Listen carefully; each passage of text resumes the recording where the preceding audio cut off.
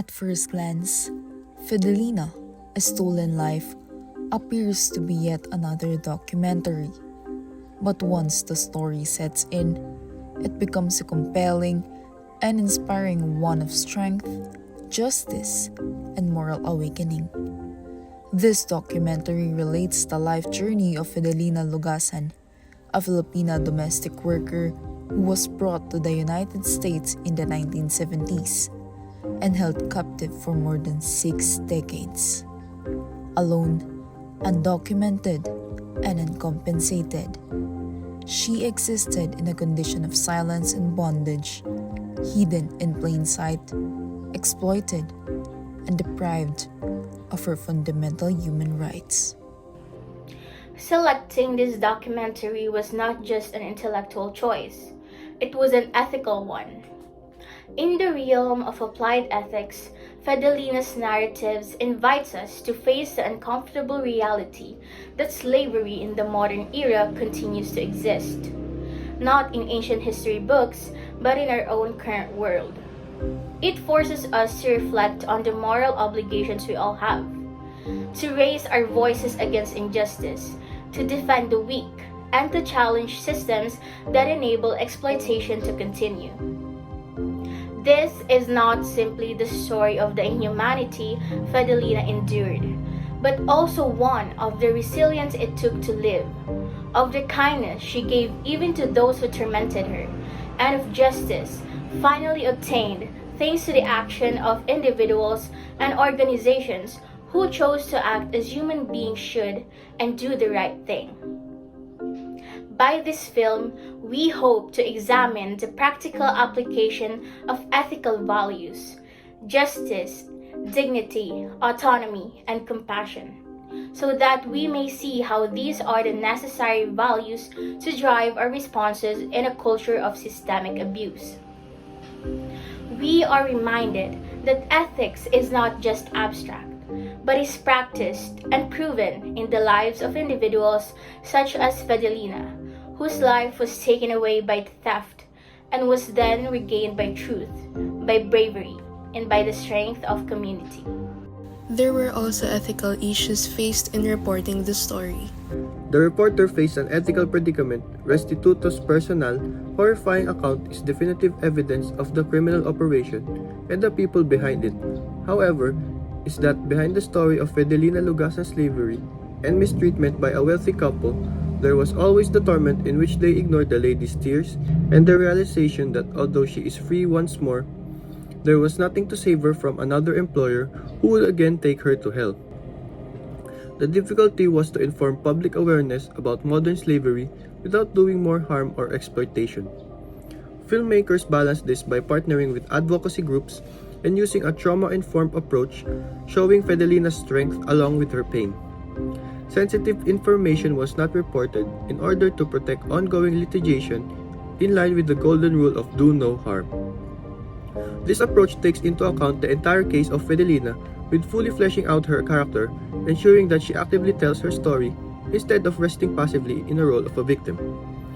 This approach sought to build understanding and foster justice in a way that respects and elevates the experience of Fedelina without sensationalizing it.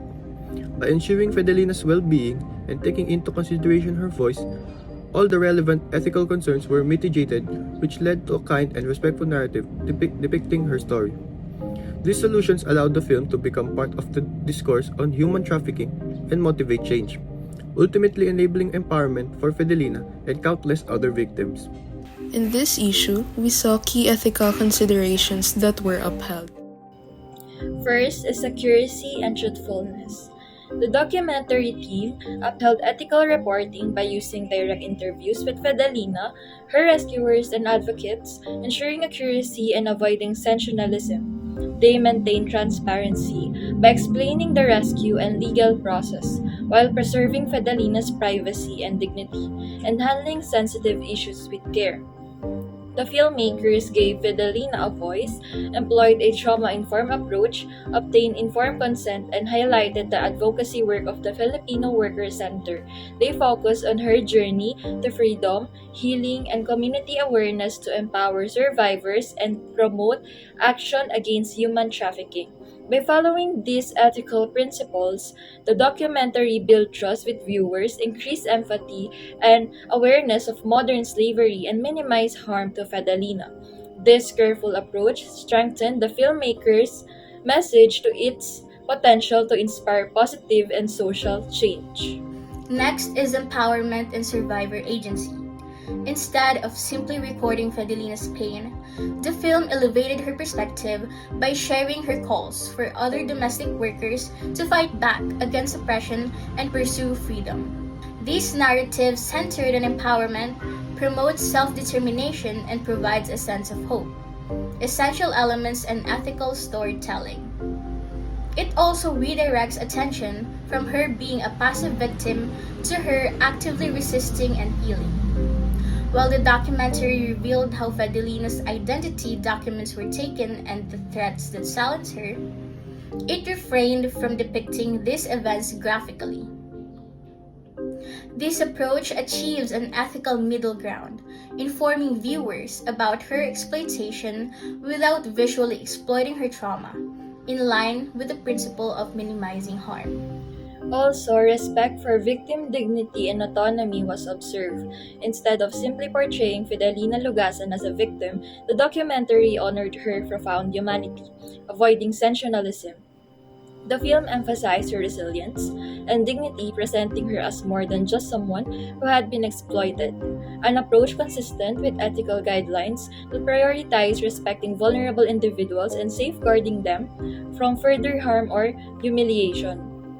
In a particularly poignant early scene, Fedelina is seen opening a bank account with the assistance of a Filipino social worker.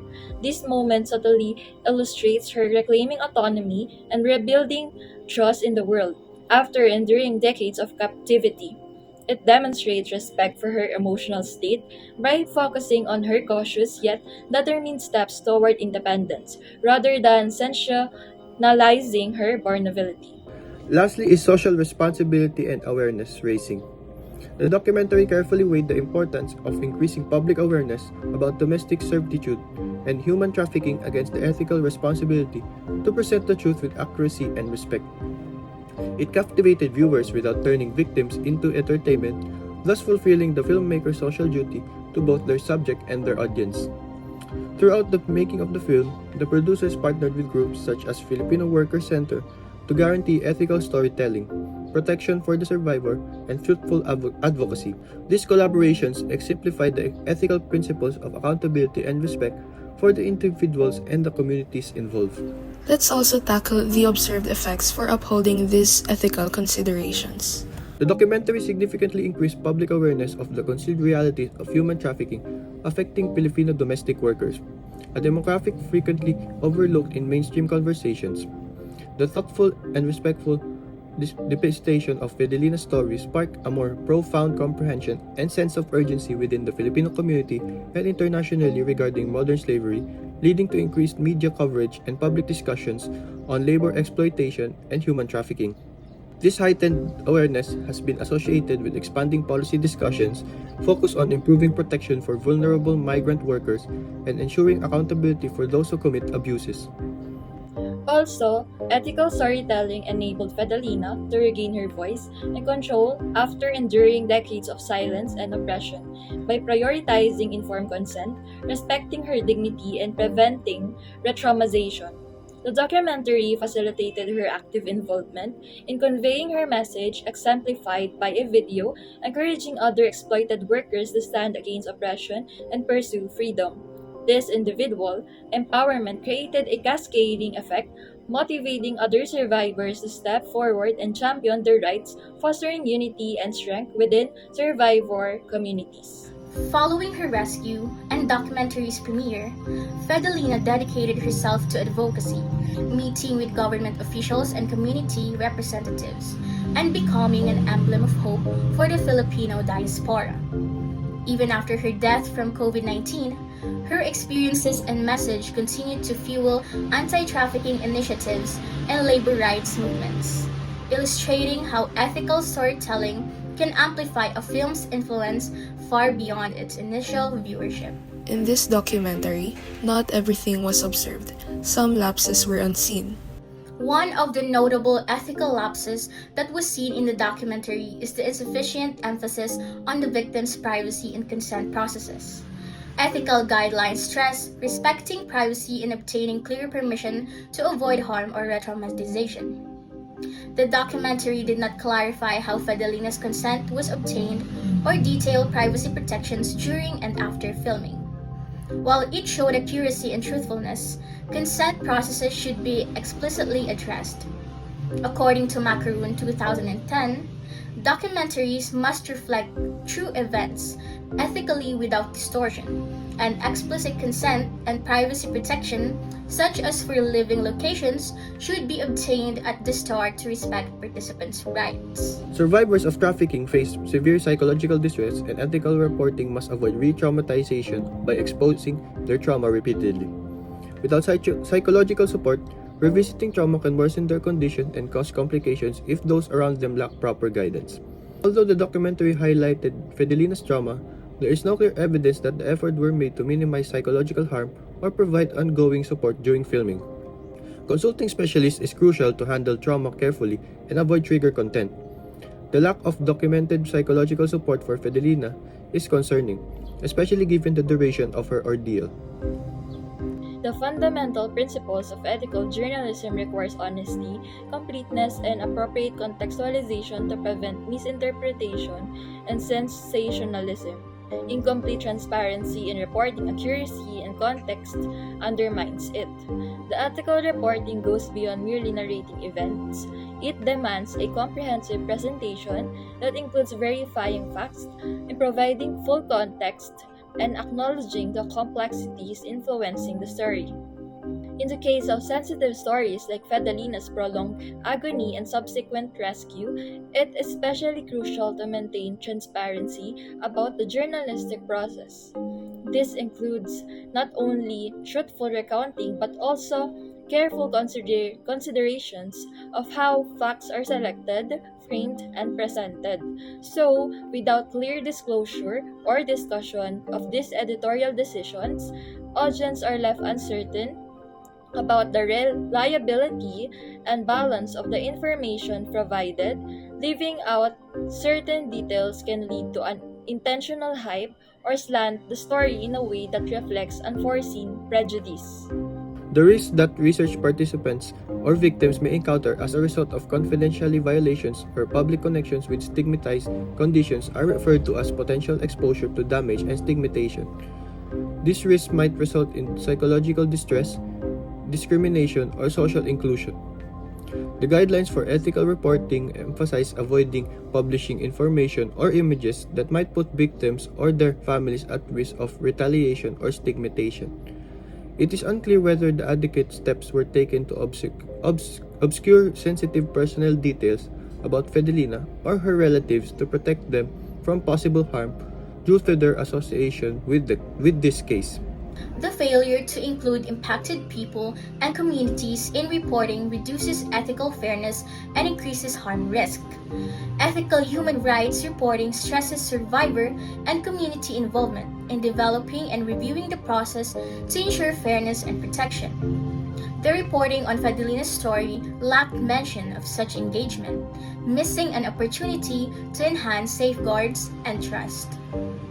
Sufficient ethical review occurs when research or reporting involving human lacks proper independent evaluation, risking participants' rights and welfare, as stated by Torrance et al. 2024. While Research Ethics Committee usually oversee vulnerable population, human rights reporting may skip formal reviews due to the complexity or state interference fears as supported by Amon et al. 2012. There is no evidence that Fedelina's case received formal ethical review, raising concerns about oversight and protection in media's reporting.